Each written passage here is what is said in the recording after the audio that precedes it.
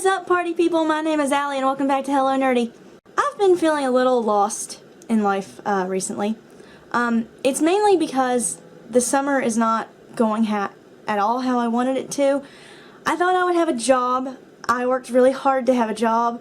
I tried everywhere that I could. I put my best effort in and nothing worked out. It just wasn't happening that way.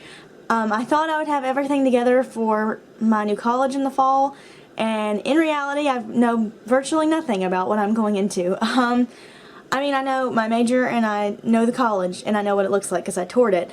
I don't know my classes. I currently still don't have a roommate and trying to figure out money situation, so that's been a pain in the rear. And then also I guess I've been a little lonely.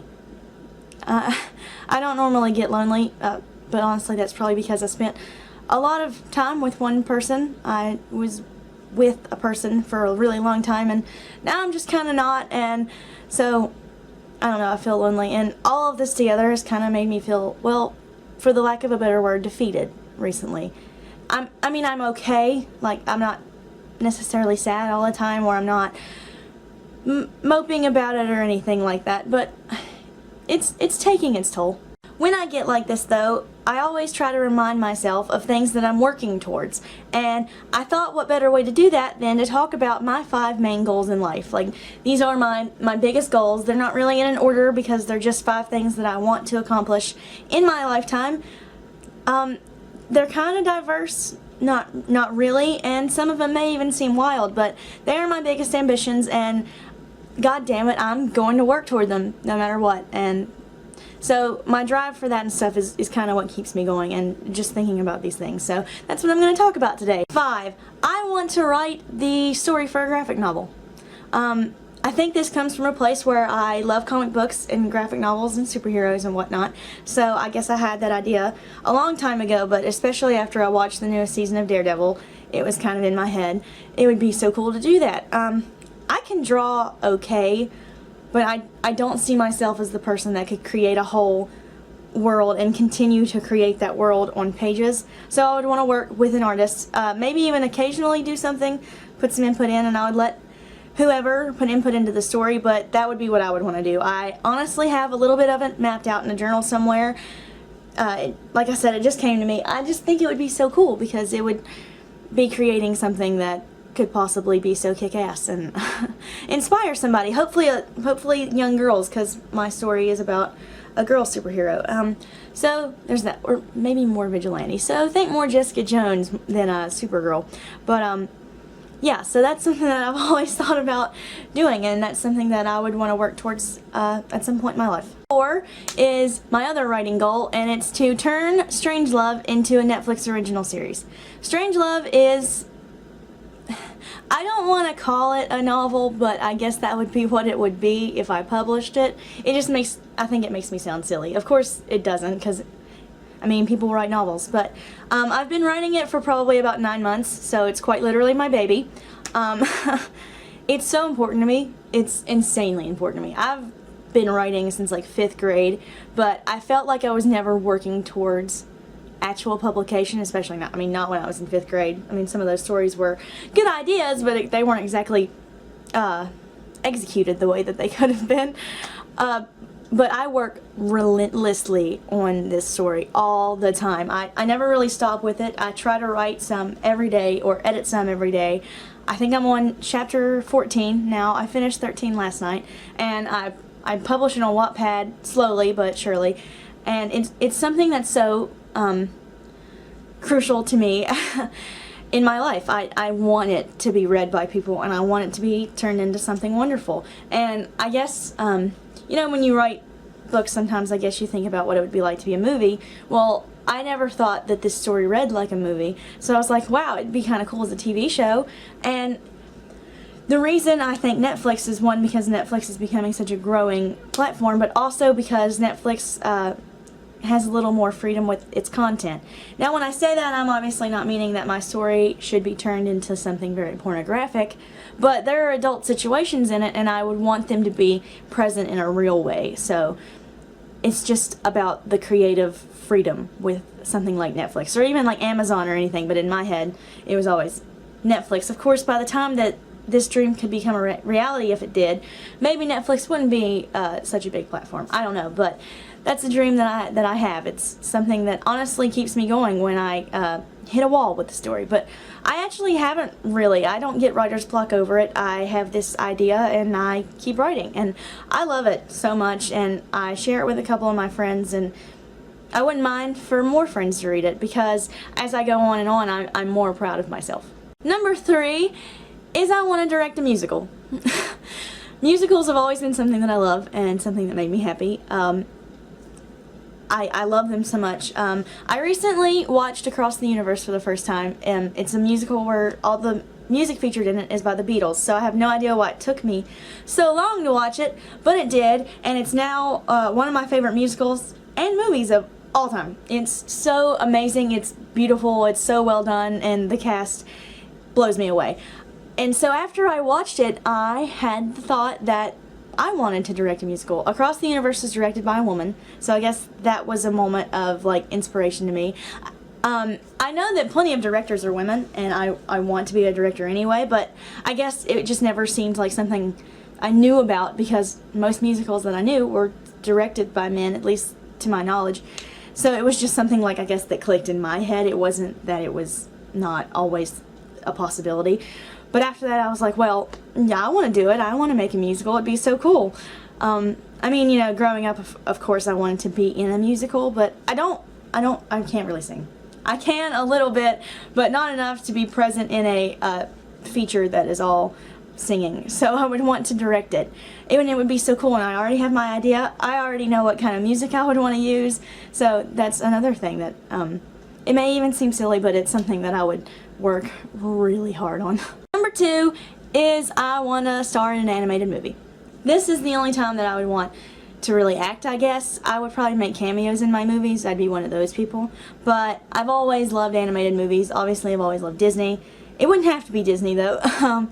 And I think voice acting is so cool. And I can do certain impressions. I mean, it's not something that I'm insanely talented with, or that I would feel like I could create a whole YouTube channel about, like some of my favorite people on YouTube, but it is something I like to do, and I realize, though, that that would mean that I'm not qualified to be in an animated movie, but it would just be really cool, and it would be something, I mean, even if I had a small part, I would want to do it.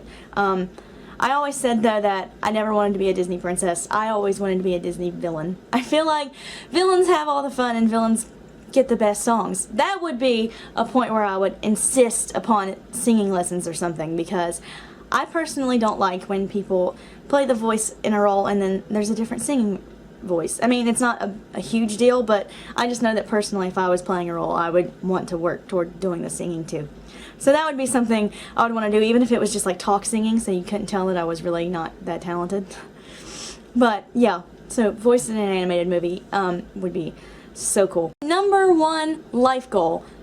This is the ultimate thing that I will work towards in my years of living, is to win an Oscar. That may sound completely outlandish to some people, completely unobtainable to some people, but I will make it happen.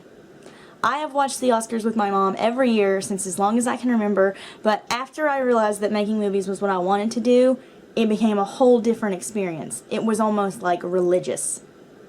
I say that about a couple of things, but it's just because they move me so much. I remember the first time I watched the Oscars and had that thought in my head that I wanted to win one. I wanted to win for Best Director or Best Film. I never really had dreams that I would be on the other side of a camera. I never thought I'd be an actor, but making movies was always what fascinated me. So that would be what I'd want to do. And when there's people like the director of Birdman winning and stuff like, I mean, I get moved to tears when I see that award presented, and it's just something I will never stop trying to do, ever.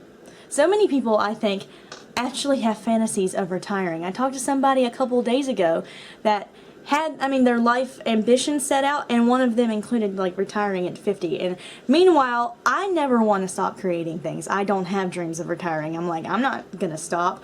Who knows if maybe I won't win my Oscar till I'm like 62, but I'm gonna do it. So I don't really have dreams of slowing down. I imagine Much like my mother jokes, I'll die working.